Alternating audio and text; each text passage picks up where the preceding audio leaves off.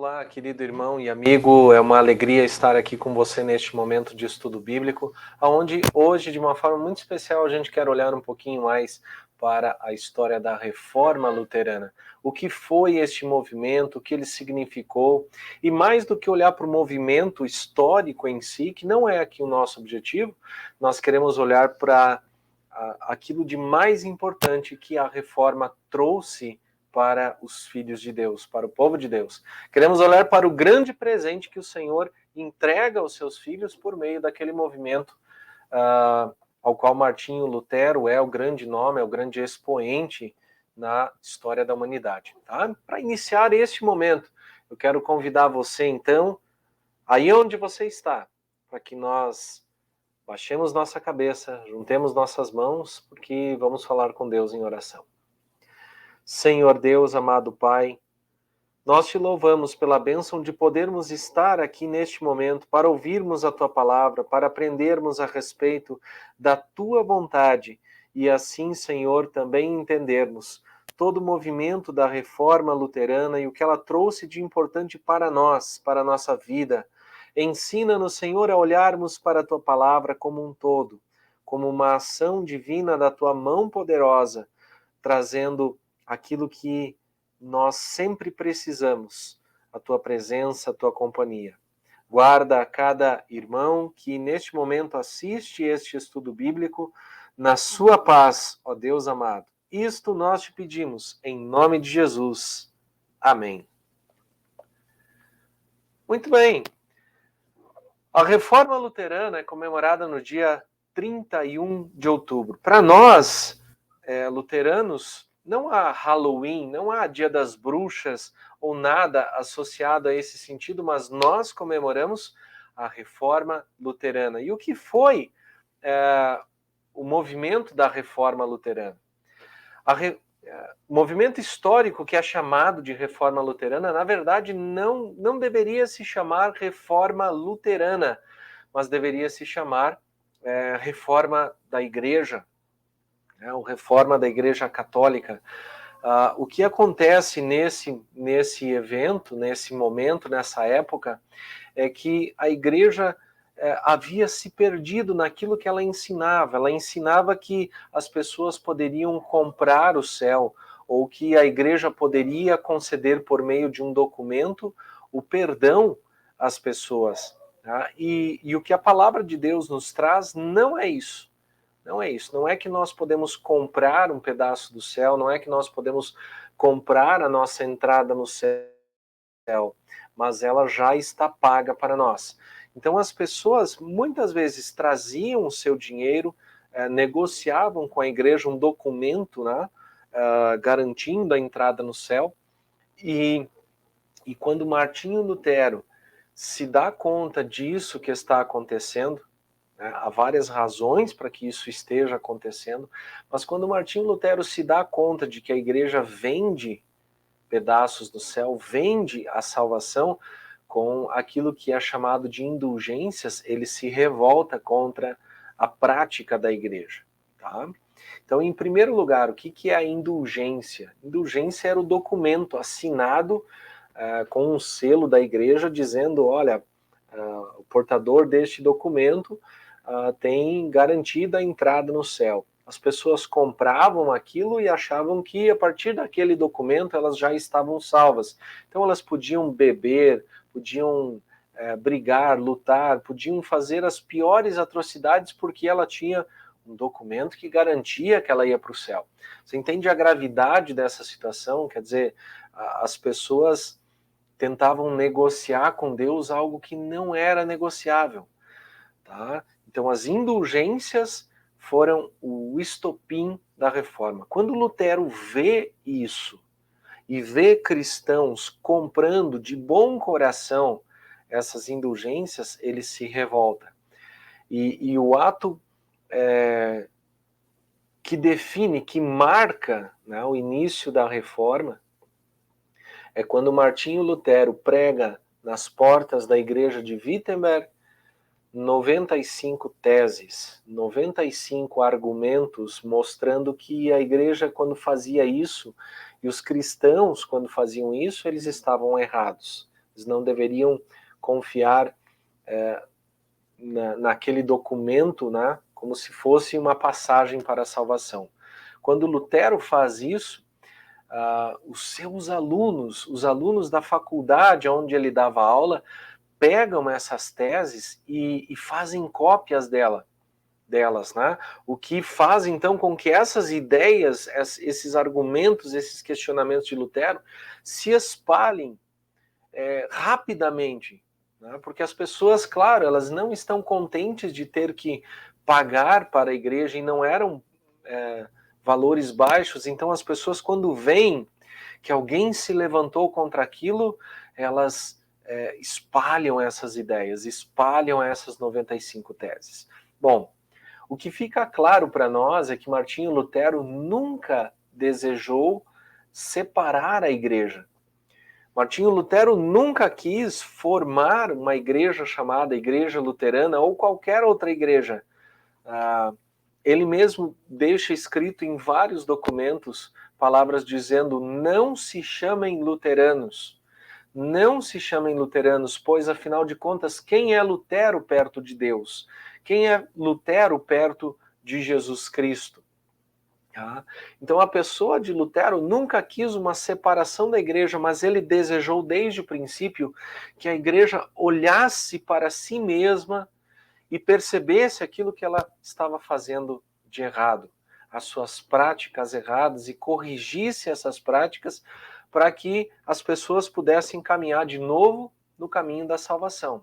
Então isso tem que ficar claro para nós quando nós falamos de reforma luterana. Martinho Lutero nunca quis uma separação de igreja, mas ele quis que a igreja cristã permanecesse unida e corrigisse os seus passos em erro. Ele acreditava que Johann Tetzel, que era um dos grandes, né, dos famosos vendedores de indulgências,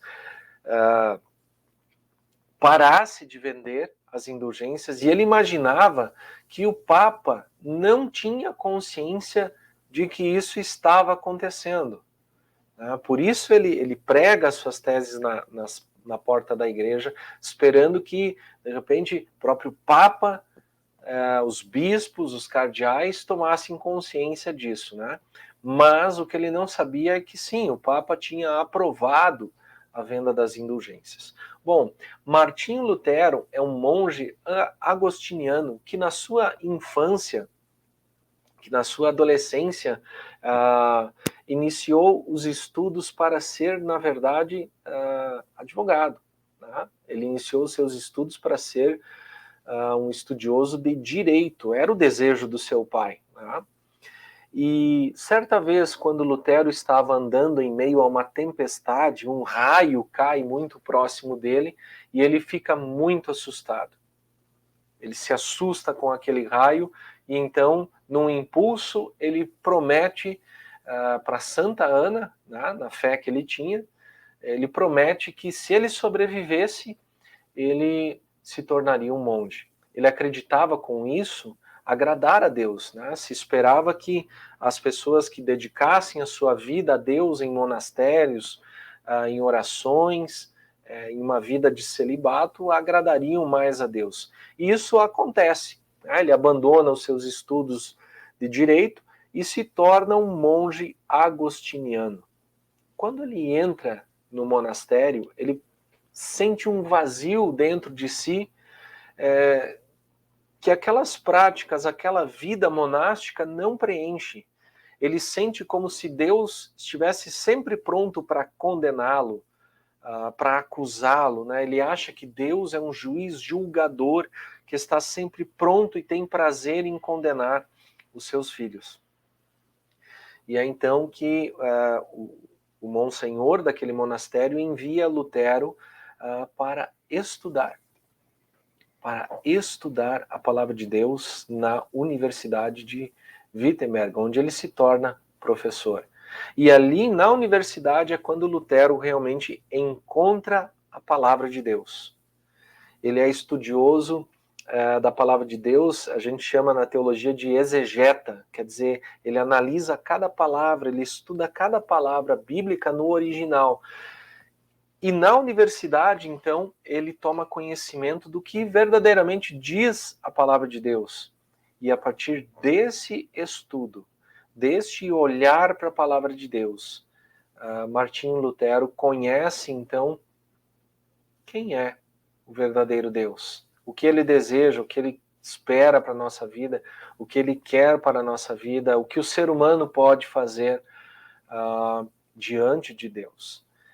E ele também deixa sempre muito claro que o seu estalo, né, o momento em que a sua mente se abriu para aquilo que Deus deseja para nós, para aquilo que Deus realiza em nós, aconteceu quando ele estudou o texto de Romanos, capítulo 1, versículos 16 e 17.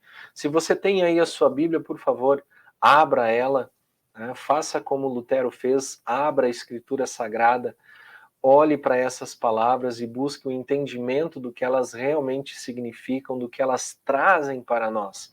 Então, Lutero encontrou no texto original grego as palavras que hoje estão traduzidas para nós assim: pois não me envergonho do Evangelho, porque é o poder de Deus para a salvação de todo aquele que crê, primeiro do judeu e também do grego. E aqui a chave: visto que a justiça de Deus se revela no Evangelho. E ele sempre atinha a sua atenção para essa palavra, justiça de Deus. O Deus julgador, o Deus juiz que condena, que castiga. Tá? E então ele continuou estudando essa palavra e encontrou o que ela diz: a justiça de Deus se revela no Evangelho, de fé em fé, como está escrito, o justo viverá por fé. Aqui Martinho Lutero compreende que não é a justiça humana aos olhos de Deus que vai condenar ou salvar, mas é a justiça que Deus está trazendo para o mundo por meio do Evangelho. E ele está dizendo, né, a palavra de Deus está dizendo que a justiça de Deus é cumprida na fé. O justo viverá por fé. Aquele que tem fé, aquele que crê em Deus, aquele que confia em Cristo, é declarado justo aos olhos de Deus. Quando Lutero compreende esta palavra, tudo o que ele entendia, tudo o que ele conhecia sobre a Escritura Sagrada se transforma. Onde ele enxergava um Deus julgador, ele passa a ver um Pai amoroso. Onde ele costumava encontrar um Deus que está sempre pronto a castigar, ele passa a ver um Deus que está sempre pronto para perdoar, que quer perdoar. E essa pregação de Lutero, quando ele traz isso para o povo, né, o povo passa a encher as igrejas, passa a ir até mesmo nas aulas de Lutero para vê-lo pregar. E isso transforma toda a realidade da igreja, porque a missa até ali era em latim. Quer dizer, o povo não entendia o que Lutero estava ensinando, o que a palavra de Deus estava ensinando, o que os padres diziam. A missa era em latim. As pessoas ficavam em pé dentro da igreja durante todo o momento da missa, onde ninguém entendia praticamente nada, né? Então Lutero traz isso, e a sua vontade de que as pessoas conhecessem cada vez mais esse Deus que perdoa, faz com que eles se preocupem em trazer a palavra de Deus para a língua do povo. Ele traduz a Bíblia para o alemão. Tá? Antes disso, ele passa a fazer as missas em alemão. Olha que grande mudança, as pessoas passam a entender a palavra de Deus, passam a compreender aquilo que está sendo pregado e ensinado. Tá? Tanto é que Martinho Lutero é chamado de pai da língua alemã, porque dentro da Alemanha há, ainda hoje, muitos dialetos, mas a partir da sua tradução da Bíblia para o Novo Testamento, ele ajuda a unificar toda a língua alemã dentro da Alemanha. Quer dizer, as pessoas precisavam conhecer aquele dialeto que ele falava para lerem a Bíblia, que agora também eles tinham na mão.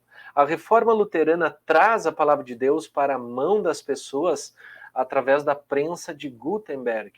né, que faz com que, da mesma forma que as 95 teses se espalharam rapidamente, agora também a palavra de Deus passa a ser reproduzida muito mais rápido e num valor muito mais acessível. Antes, somente famílias extremamente ricas poderiam ter cópias da Bíblia, né, ou de trechos da Bíblia. Assim como Lutero só vai encontrar a Bíblia na universidade. Agora, com a prensa de Gutenberg, eles conseguem fazer cópias muito mais rápido e num preço muito mais acessível. Então a palavra de Deus começa a se espalhar para todas as pessoas que ouvem a pregação de Lutero e que ouvem sobre aquele monge alemão que prega em alemão, que ensina em alemão e que traz uma visão completamente diferente da palavra de Deus para as pessoas. E isso faz, queridos amigos, com que cresça o nome de Lutero. Ele passa por diversas privações. De novo, não é o meu objetivo aqui neste momento de estudo bíblico trazer os detalhes da reforma, as perseguições, as discussões, até mesmo as guerras que foram travadas nessa época, mas sim trazer a essência doutrinária da grande mudança que a reforma luterana traz para nós, né?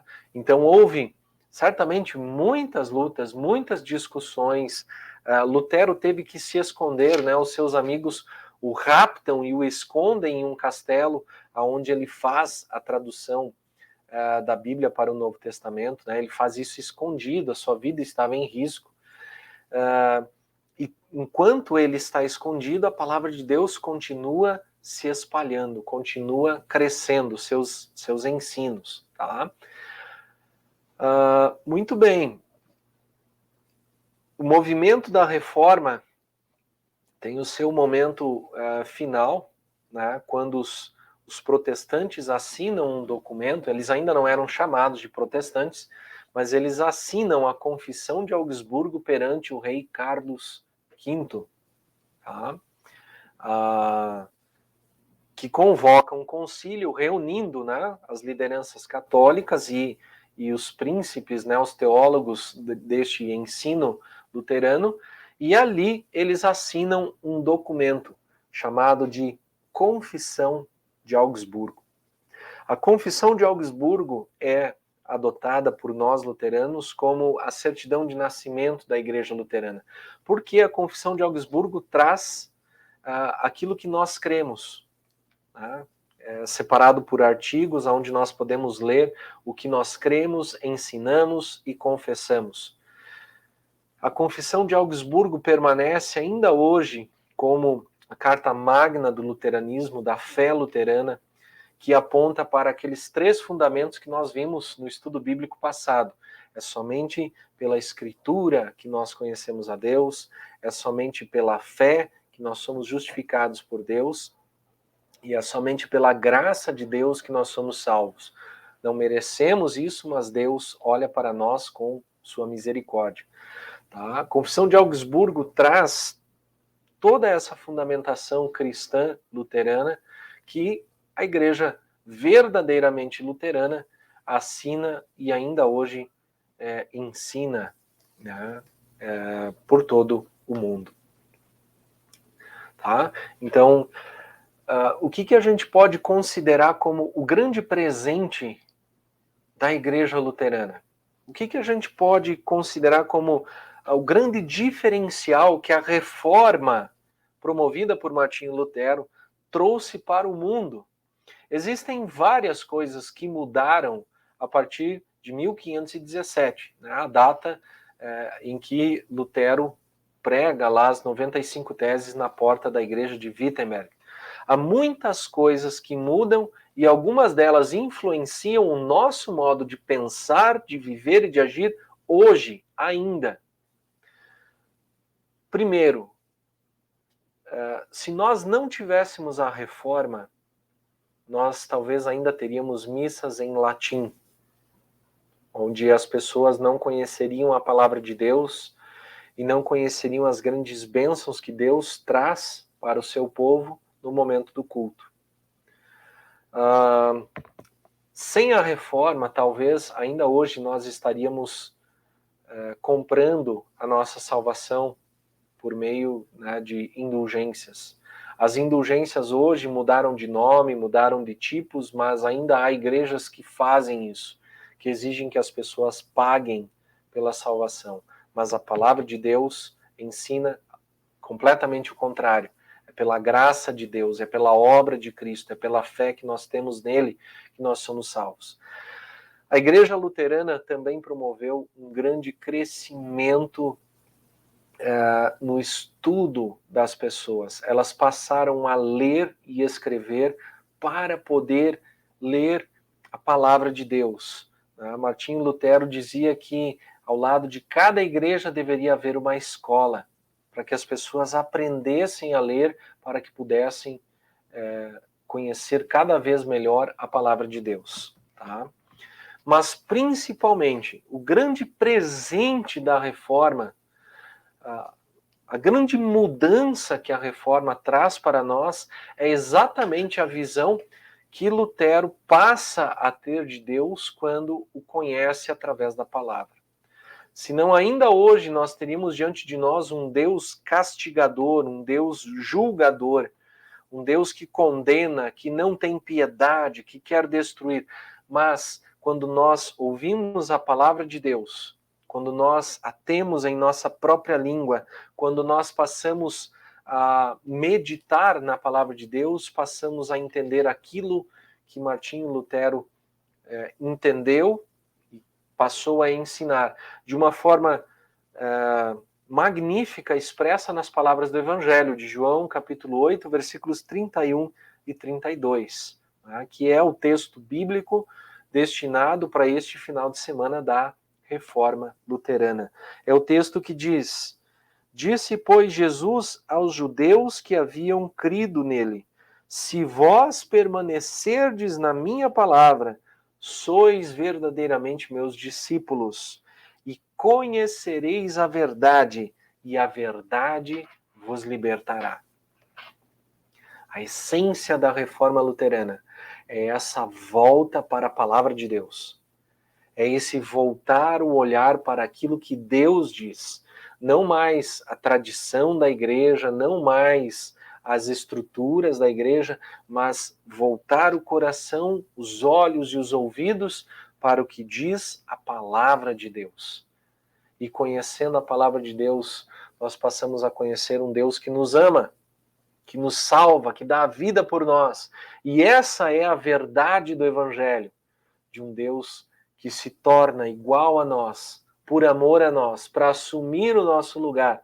E aí sim, pela fé nele, unidos com ele pelo nosso batismo, temos a salvação eterna. Sem nenhum mérito, sem nenhum merecimento nosso, mas simplesmente porque Deus nos ama e ele quer nos dar este presente da salvação. O grande presente da reforma é a verdade de que Deus nos ama e Deus quer a nossa salvação. Que você mantenha sempre firme no seu coração essa alegria de hoje poder pegar a Escritura Sagrada nas suas mãos, na sua língua, no seu celular, de você assistir a palavra de Deus por meio do seu computador, da sua televisão e compreender que o amor de Deus se revela na sua palavra. Não joga fora este grande presente. Abre a tua Bíblia, leia ela, conheça a vontade de Deus para você, porque ali você vai conhecer o mesmo Deus que Martinho Lutero conheceu. Deus que ama, que perdoa e que salva. Este é o grande presente da Reforma Luterana. Eu quero convidar você para, neste momento de encerramento do nosso estudo bíblico, né, a gente procura sempre não fazer um estudo bíblico muito extenso, né, 20 e poucos minutos, trazendo aquilo que é essencial, né, aquele ponto que é importante para a nossa fé, para o nosso conhecimento e para o nosso fortalecimento diante de Deus. Tá? Então eu convido você a nós orarmos ao Senhor. Ó Deus gracioso, amado Pai, Filho e Espírito Santo, Obrigado por ter despertado servos fiéis que se preocuparam em trazer a palavra de Deus para as mãos do teu povo. Ainda hoje, Senhor, colhemos as bênçãos da reforma luterana, aonde nós podemos abrir as nossas Bíblias, aonde nós podemos acessar o texto bíblico e conhecer assim a tua vontade, conhecer assim o teu amor e a tua graça, para descobrirmos um Deus que ama, que perdoa, que salva. Faz, Senhor, com que dentro de cada lar exista a tua palavra, para que dentro de cada lar o teu nome seja honrado e glorificado, e que o esforço e sacrifício dos teus filhos que vieram antes de nós seja honrado assim também ao tomarmos a tua palavra e conhecermos aquilo que o Senhor deseja para nós, as bênçãos que o Senhor tem derramado sobre nós. Que o nosso coração esteja sempre unido com Cristo, para assim caminharmos em direção à vida eterna. Este é o teu desejo para todos os cristãos espalhados através de todas as igrejas ao redor de todas as eras. Em nome e por amor de Jesus, o nosso Salvador. Amém. Que Deus abençoe você, querido irmão, e que você esteja sempre conosco aqui nas quintas-feiras, a partir das 19 horas, em nossos momentos de estudo bíblico. Que a paz esteja sempre com você. Amém.